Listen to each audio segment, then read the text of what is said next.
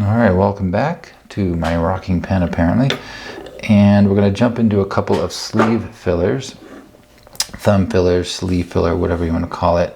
And they're both the same design. I'm just going to take this opportunity to show off, I guess, a couple, little, I'd say rarer brands. This one definitely might be, but a little lesser known brands, and just get a couple done at the same time.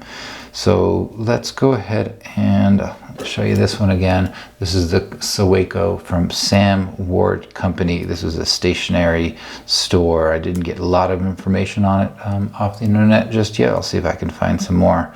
But this is just a simple one. It's got a stupidly wide cap band, which is nice. And there's a couple places. Oh, actually, I didn't see that before. I'll see if I can do some reading with the loop to tell you what some of this stuff says. I might be mistaken, but it looks like there's a little something on the cap. But this one has a very kind of worn chase pattern at this point. And then you can see, hopefully, right in this area. I'll see if I can catch it in the glare. But it basically says Ward's SaWaCo, let's say fountain pen, and then SWMFG company manufacturing. SaWaCo manufacturing company. This one's out of Boston, and so let's set that one down. And this one actually is. This might come through better. See if you can get it. Maybe. This is a Rexall pen, so some manufacturer made this for the Rexall company. And the Rexall company, I know this because I listen to old time radio and I've heard the jingles and advertisements, but this was like a drugstore, drug company that was around at least early to mid 1900s. And they had their own in-store pen, like a lot of places did, like Montgomery Ward's or Sears Roebuck. They had their own in-house pens made by different manufacturers. And you might, I think like Gold Bond was a store brand. Maybe that one was Roebuck's or Ward's, but maybe I can dig up some pens that might be nice to show department store pens. But this is one, an in-store pen, and this one has a nice nib. Looks like it's gonna have a little bit of flexibility to it, like a little bounciness to it, but the nib itself is just warranted. And that's the branding you get. And there's a couple little things. This has a 42 or 20, I'm sorry, 24 on the end of it. Apparently a model number or something. And this one had a 242. Huh, interesting. I wonder if that's related at all. But these are actually fairly straightforward. These particular ones are easy to take apart. I did kind of do this ahead of time to make sure I could. And so cap screws off. We have our sections. This one is threaded in with just a nipple. We have our nib and feed in there, which I'll have to do some knocking out. And we have the back. This one just comes straight off. So it's up to you to not let it go crazy. And then we have this little metal bar. We'll clean these up. And then we have essentially the sack protector, the sack cage, whatever you want to call it. There's some junk in here, but it looks like it's chromed up, so it looks nice. So I'll probably be gentle and just use some polishes and soak and get crud off. And then this cage feels like it's glued at least into the upper part of the barrel. So easy peasy. And we'll set that off to the side. And this one's a little bit different. Let's go ahead and get the section off. This one is just straight friction fit. And, nope, kind of tight. I have to knock it out. And the next one here is, this one has a little bit of a safety thing, and I'll show you this. I played around with it to make sure this is okay to do, but this back end, it rotates freely with a little bit of resistance, but it's definitely not screw on or off. So you just have to, let's see. Oh, there you go. Comes off. There's this little metal flange that kind of gives a little lip that holds it in there. And so maybe there's a spot on here where it would come off a little bit easier, but it's going to go back on just like that. And I wonder if there's a spot there. yeah, rotate. You're going to find a spot where that allows it to come off a little bit easier. So let's do that. And this one has this little bar that has a hole in it. And so if you look at the back here, there's this little bit of a punched out piece that's bent down. So what that is going to wind up being, I'll do it this way, but I'm going to put it on a different way. It's going to be able to hook onto the bottom and keep it in. This is not the way it goes, but we're going to get that threaded back on and put the right way so that it just kind of, it's not going to fall out too stupidly easy. But we're going to put it on so that it's concave, because this one's rounded to kind of contour with the sack. We're going to do concave down, convex up, and so we're going to wind up putting this back in, hooking it, and letting it fall to the top before we put our section sack back in. So no, I'm kind of jumping ahead, but that's it. These were actually pretty easy. And I'm trying to think if this one, I don't know if I took this off initially or if this is already loose in here, but yeah, I would, for my own sake, try to get this off and figure out, get this off so that I can get in here and clean everything out really well. But I guess if you're uncertain, just leave it in there, right? You don't have to take everything apart if you don't have to, but mine did. So,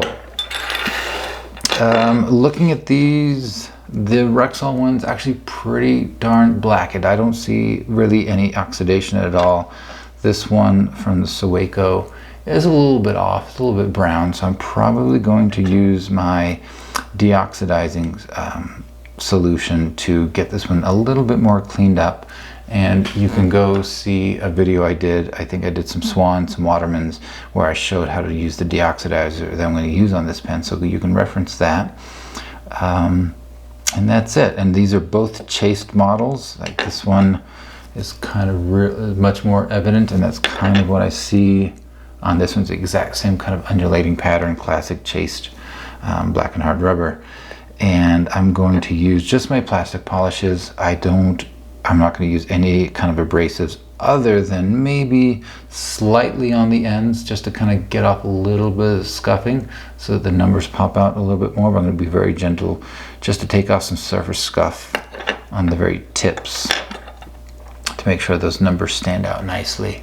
And the rest of it, it's all going to be polishing.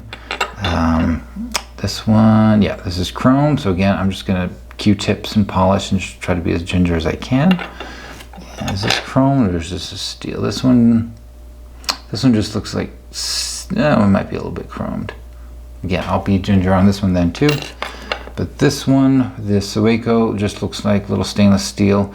So I'm probably going to try to do a little Dremel tooling just to kind of knock off any little bit of oxidation on there. And this one for sure, I'll take my little Dremel metal brush tool and just wire brush tool and just kind of clean this one up too. Eventually going down to the matte polishes.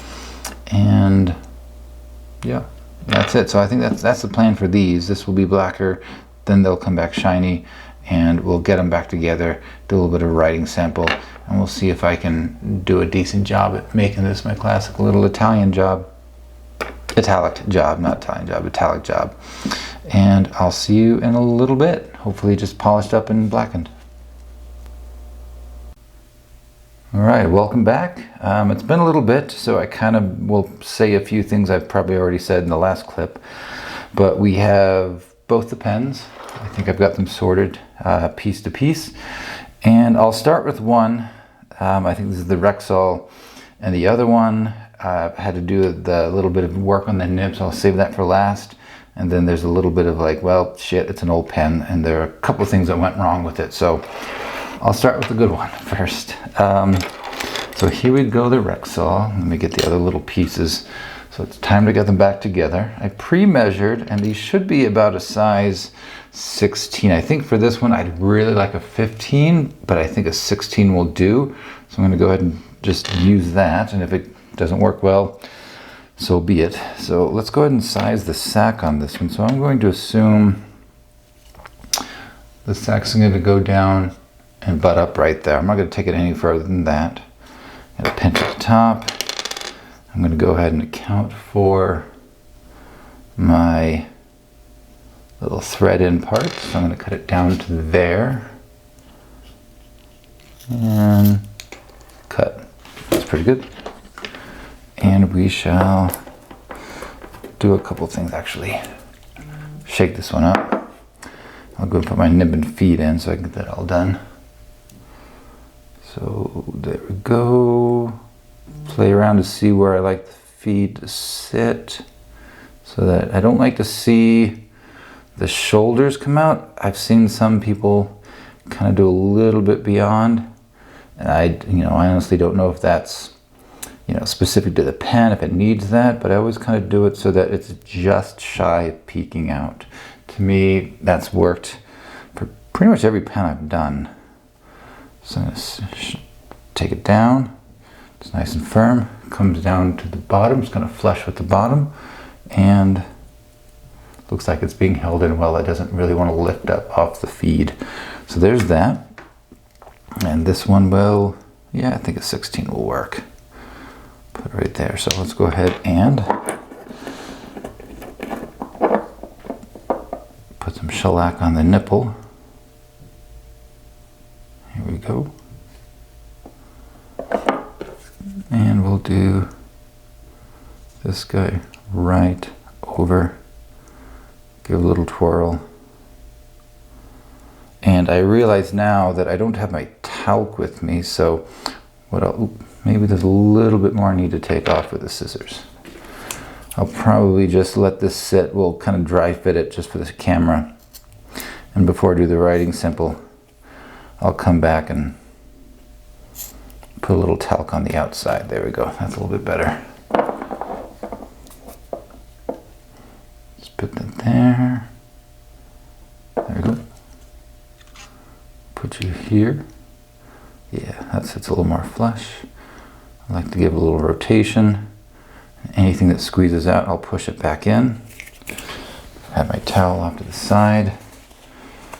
And sounds like what we should just do, quite simply, is thread it back on, easy peasy. And then this one, if you recall, really just had this floating bar on it. So all I'm going to do is from the back end, put this on and put the shiny side up just to make it look a little bit better, but I don't think it matters. Let's slide it all the way in, work it up. And it's in just a little bit past the end, so I think that's reasonable. And before I squish it and kind of mess up the seal before it hardens too much, all we do is push this one back on. And this one came off really easily, so this is just a matter of slip, and it's enough of a friction fit it's going to keep on, but it doesn't have like a super snug fit overall. And that one is pretty much done. And of course, now that I put this in, I'm going to come back with my loop. I'm going to play around with the tines, make sure they're aligned, see if I need to do any little smoothing with my micro mesh. But this one, all done. Oh, there we go. Oh, another thing. I just tried to tighten it up, and I was kind of here past that halfway part, so I was just spinning this. So you're going to have to definitely make sure you hold it a little higher. So a little bit more particular about how to handle the pen. So this one is the non-Rexall, and I'll show you a couple things that kind of ultimately, unfortunately, happened to this one. So there was, as I was polishing it, I don't think, maybe I just have it somewhere over here I can't see, but there's a little crack that I just did not see, and when I was kind of polishing up this area in the lip, the cap lip did crack. Now, it's not going to affect anything per se, because this thread's high enough in that it's going to be protected, so this is something I'll have to live with. And I have seen, and I don't know if it's by design or this is the way they broke, but I've seen some older pens with some of these cap bands. If that happens, I've seen people, like again, I assume they're doing it, or maybe it just broke that way, but they would go ahead and break the rest of the cap lip just to avoid having that unseemly thing. And this is one that would suit that kind of damage slash modification, but I don't think I'm going to do that. I mean, if it further breaks, I'll let it happen, but I will try to preserve this cap lip as much as I can, and I'm very sad that it happened.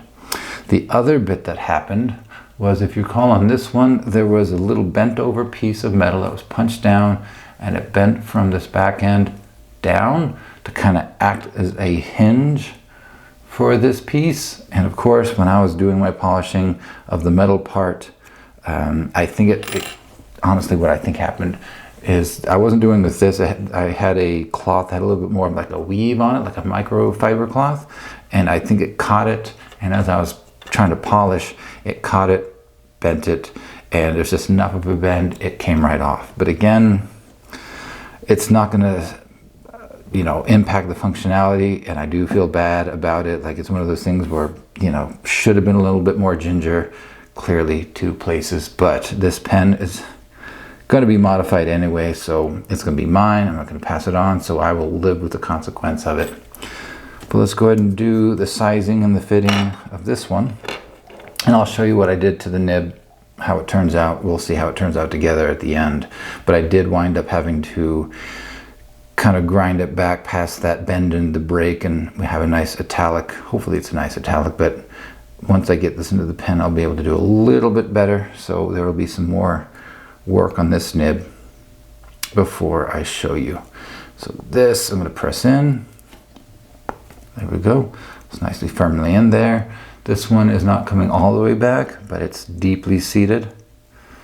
And there we go. You can see that. Maybe for this one, I'll have to play around with some tine spacing. That looks a little bit wide, but we'll see how it does.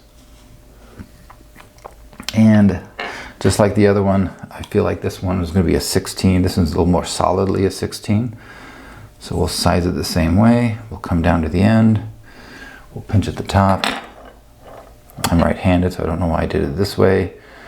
And we will kind of line it up so that we take off the friction fit part of the section, and I will awkwardly transition over. Actually, let me just redo it so I don't take off too much or not enough, since we've got the time. So here, I'm right-handed, I'll pinch with my right hand. There we go, much better. Put it right there at the top, then come pinch down at the bottom of the friction fit, and now I'm freed up.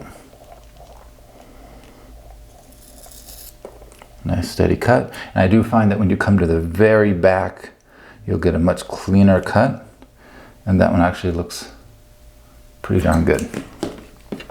Let's go ahead. We'll do the thing.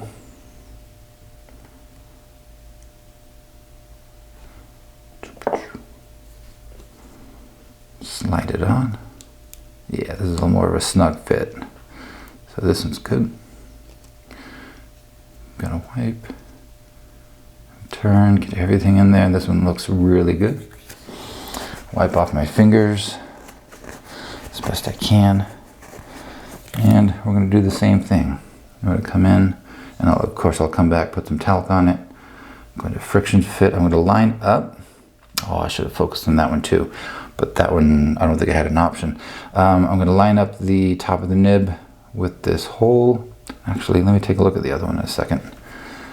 And I'm going to come back and just do the same thing. I'm going to put the concave part down. The other one was a flat bar.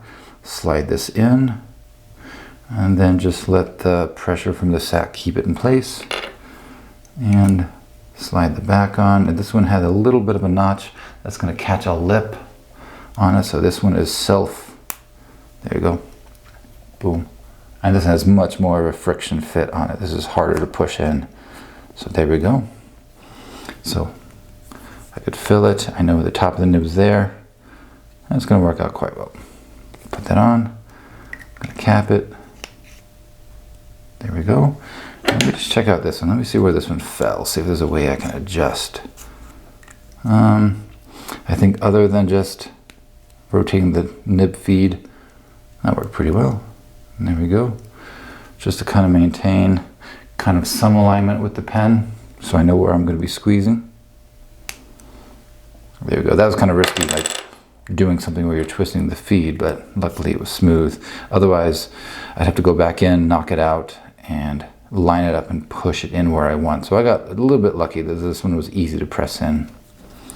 And let's go ahead and do this one back. So I'll have a little bit of a nib alignment, a little bit of seeing what I need to do with this guy to get his new italic nib figured out. And then we'll come back and we'll do a writing sample, a little bit of both. All right, welcome back. We have the two pens in front of you. I did a little bit extra on the nibs, at least on the SaWaCo a little bit, and just finished some cleaning, re-talked the sacks, and just did everything I wanted to do before the final filming. And so I think we should just probably get into the pens, show them off one more time, and do a little fill and write test, because luckily or unluckily, just for the sake of timing of this video, there's not a lot out there. I couldn't find much of anything on the SaWaCo, just a few mentions in some forums, just literally a blurb or two about the original company. And the Rexall I'll get into, but I mean, again, I think I mostly summed it up when I said it was a kind of a drugstore chain that had their own fountain pen line and various manufacturers. So without belaboring too many points, I think we just get into it, and we'll make this video hopefully a little on the shorter side. So let's go ahead and do the Rexall first, and I'll zoom in just to kind of do one last show. And here we go. Unbranded clip, just kind of probably steel, stainless steel. Does the job nice and tight. And of course we have the nice classic chased pattern of these black and hard rubber pens from back in the day. So it probably feels good to say both these pens are probably going to be from the 1920s.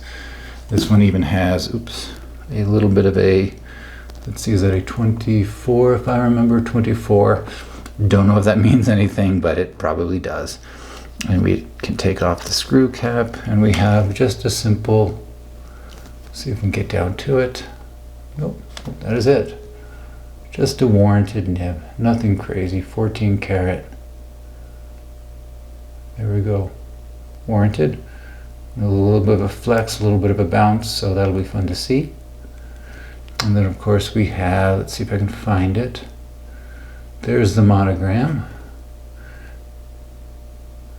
It says Rexall. I hope the glare finds it. Rexall. It's a pocket pen, and it says self filler at the bottom. I hope you guys can see that. And let's see if I can just do it like that, if that helps any with the focus.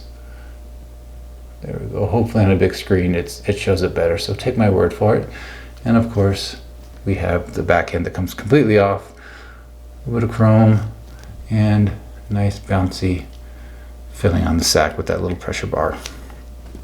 Let's go ahead and let's just do this one as a writing sample real quick. I'm gonna use my ancient copper.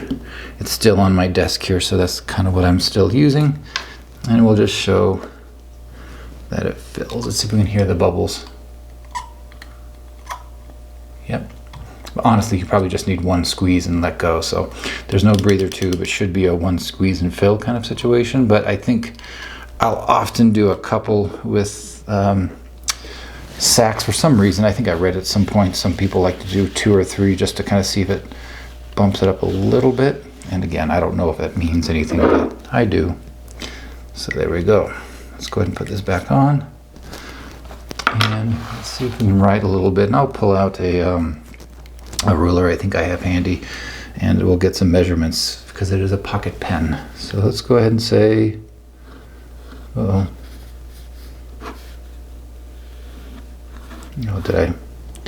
let's see if I just wiped the ink out of the nib with my paper towel. Let's see. Rexall. We'll go in a little bit. There we go.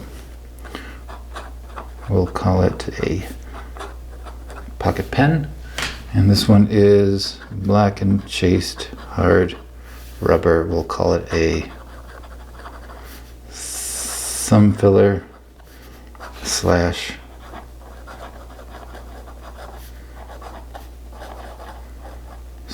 squeeze filler. So there you go. All right, let's go back a little bit. So I'm going to assume this is probably from the 1920s, just given that it's black and chased hard rubber, simple, just squeeze design. So that to me is going to speak earlier. But Rexall is probably made from the 20s. I'm going to say up until the 50s, something like that. Maybe 60s, don't know. But like I said, Rexall was kind of equivalent to your Walgreens or CVS back in the day. That was your druggist, your chemist, little good store. Maybe not like a grocery store, but you get a lot of like of your little needs, like your Anacin tablets and whatever little medicines they had back then. And so just like many other places, they had their in-house fountain pens. I mean, everybody wanted their brand to kind of get you to buy more stuff in their store. And the thing that I did kind of get from my little review was they did have a few monograms. Actually, one of their pen lines was called the Monogram.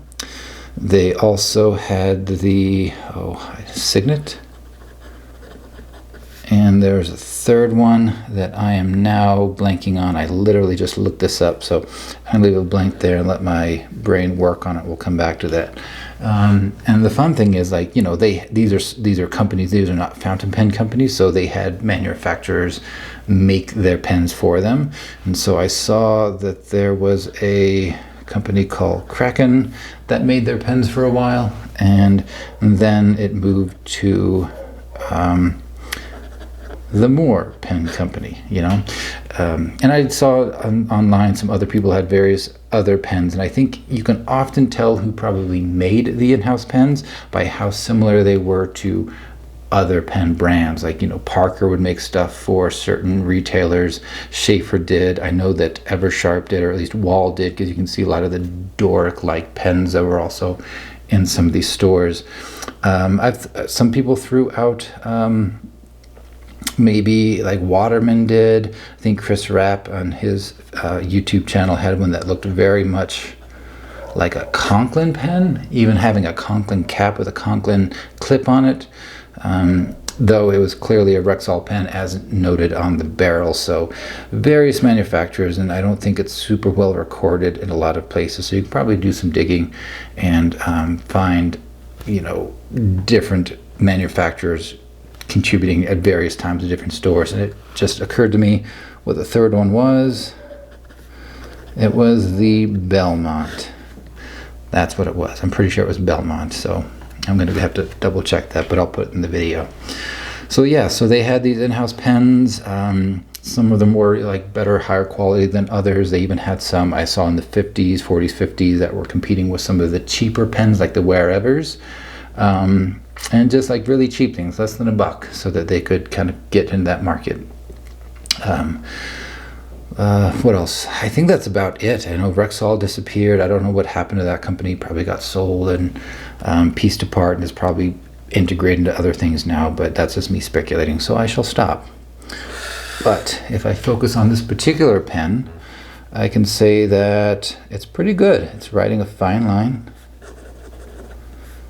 It's it feels good. I mean, it's got the pen on paper.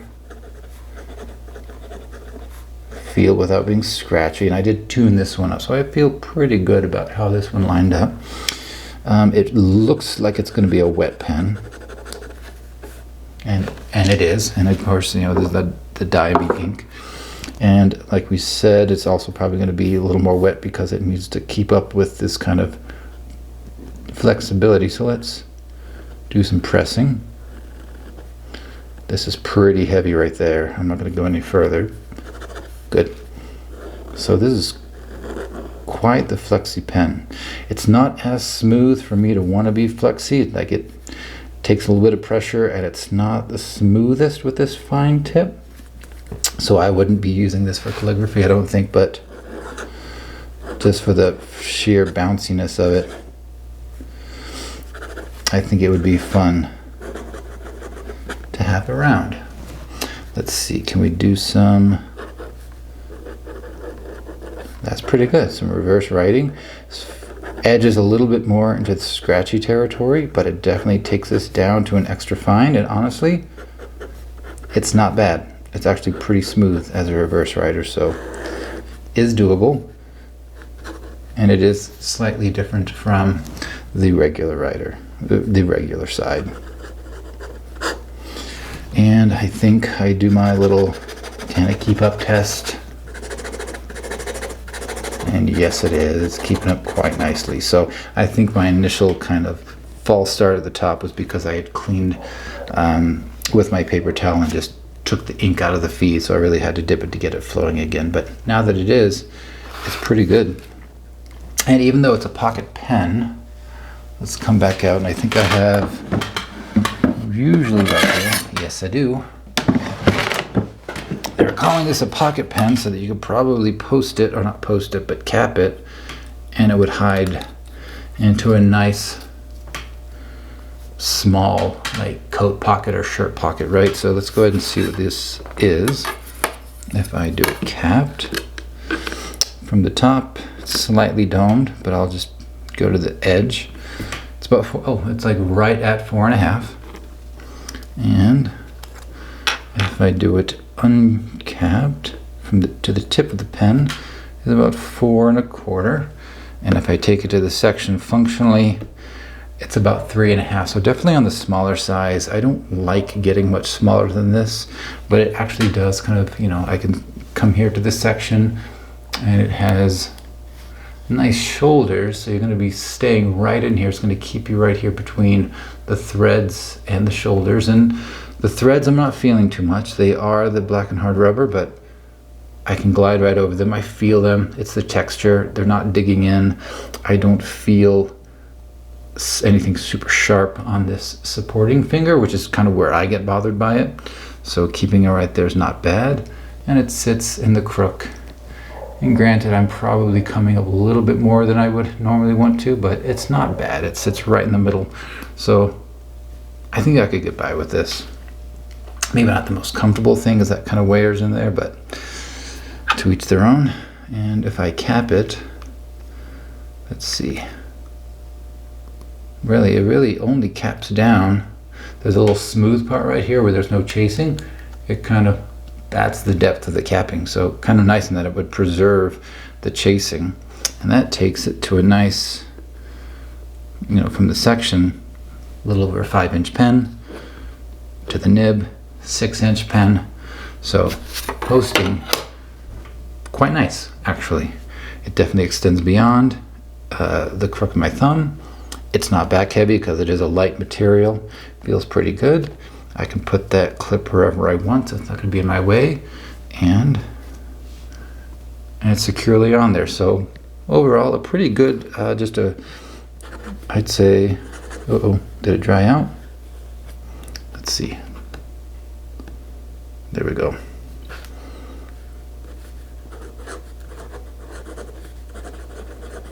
Workhorse pen. Yeah, so I think it just kind of dried out. So what I did there is I used the paper to kind of get to that breather hole and kind of start that capillary action again, and that will oftentimes restart a pen, I find, when it's more of a capillary issue, a drying issue, than it is a nib issue. So overall, I like it. So this is going to be a Rexall pen that I keep because I like those sub-brands. I have my little niche things now that I like to collect, and Rexall, like I said, is one of them.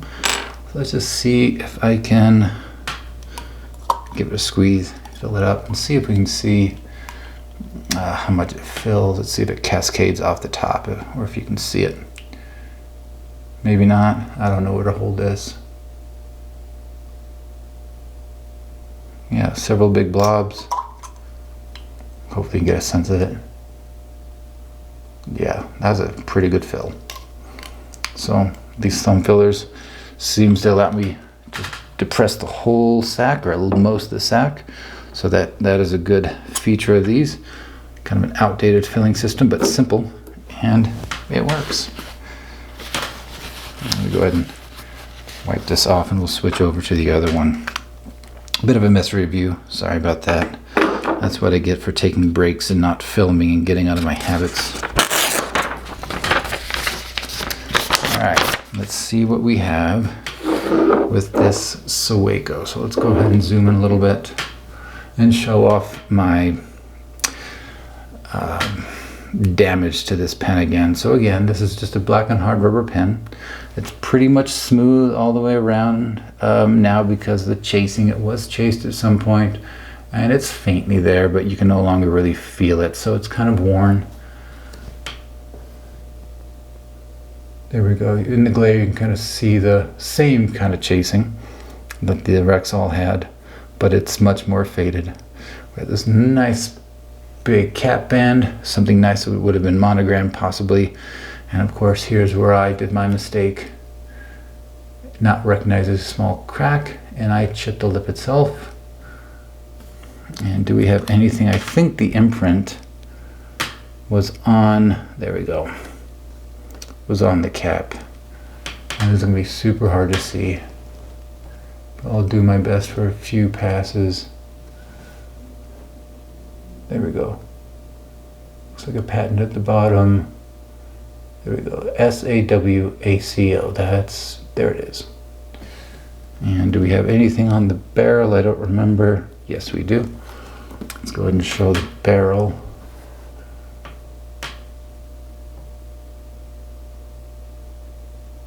You can see the chasing, and pardon me while I look. There we go, right in here.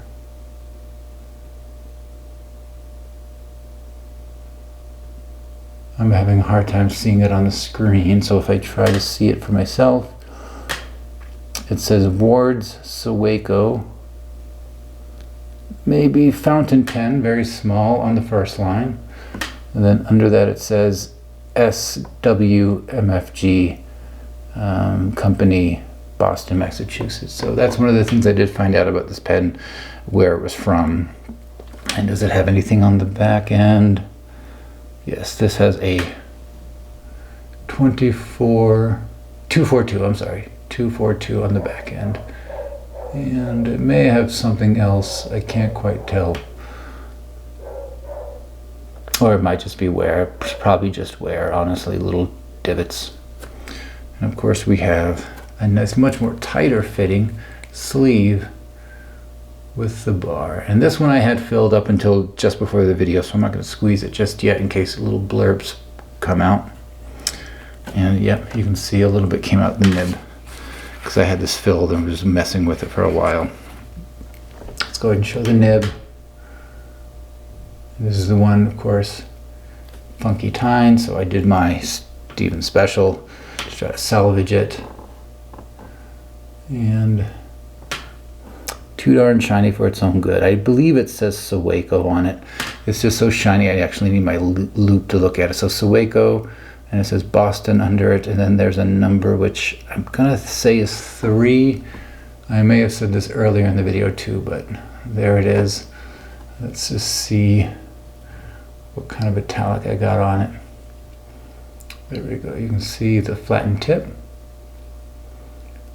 flat on the side. There we go, a little bit of inkiness. So we're going to see, and I'm going to give you a heads up. This one is a nice kind of juicy broad it wound up being. So let's go ahead and fill this sucker. Let's take the pen.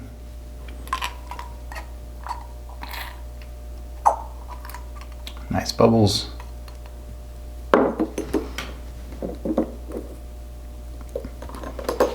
And we'll wipe.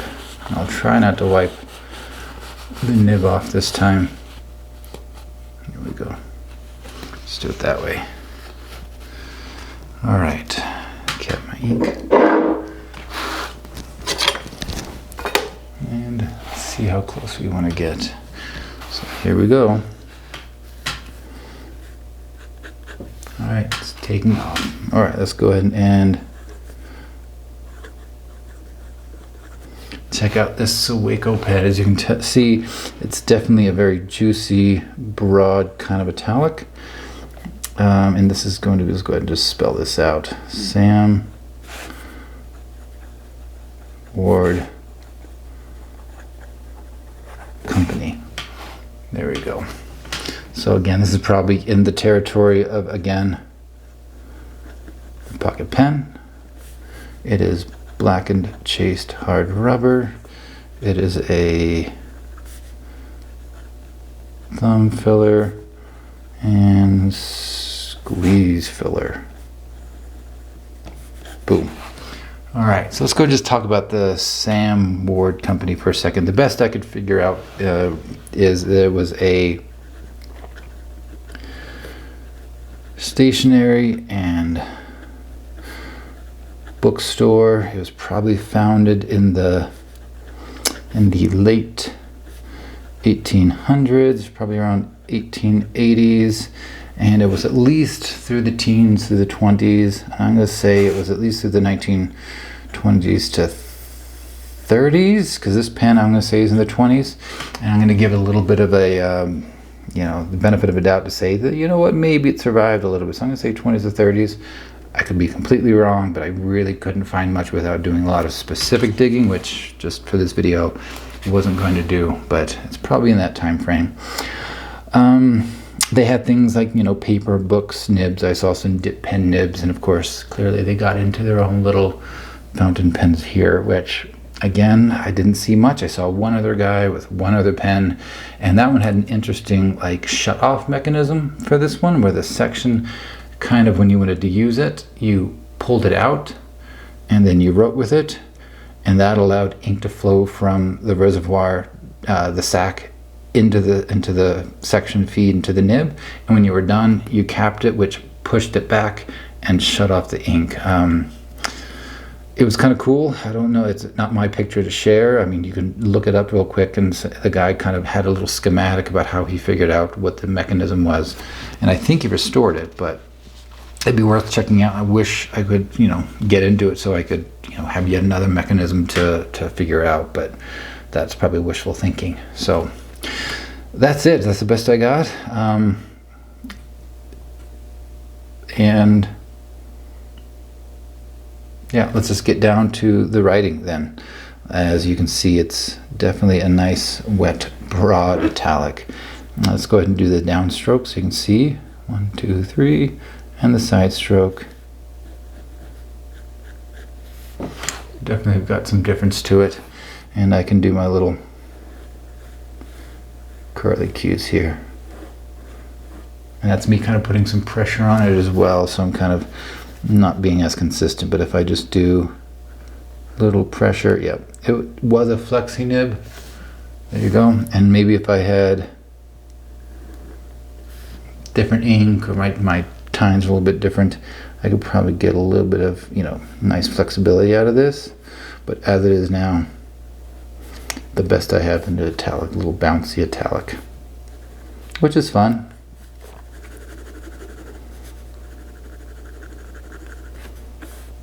Oddly, the Rexall was wetter. Oh, interesting. Yeah, definitely wetter for the Rexall. And what else? Let's see if I can do my speed test.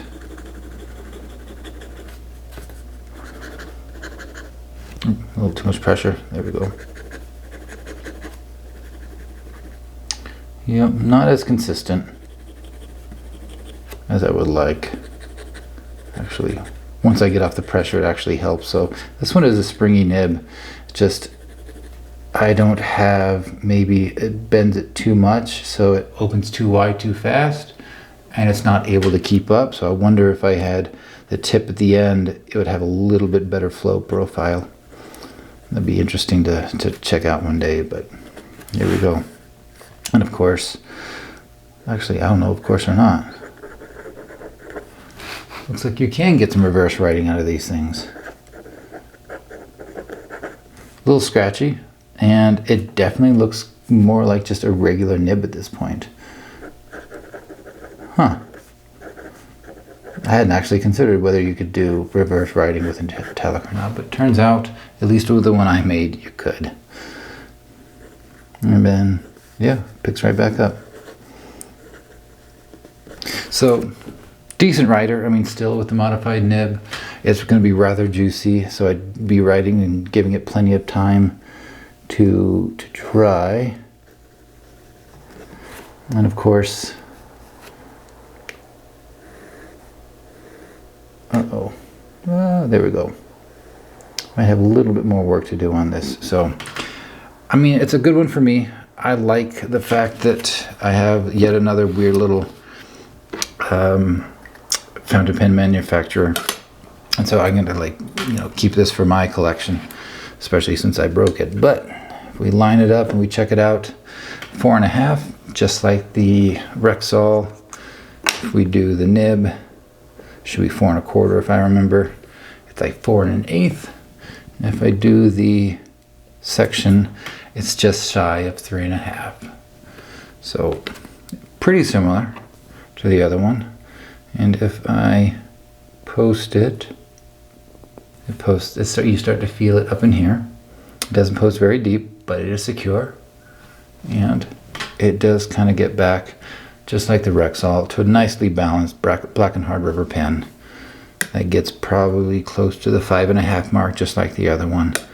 And here, right at 5. So pretty similar overall to the Rexall. So pocket pens probably have very similar measurements.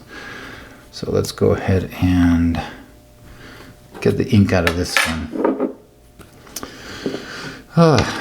Yeah, I felt like this one was a bit of a mess. You know, breaking the pen, I'm making a mess on my hand. So not my best video. But I'm glad I got to do these little squeeze fillers.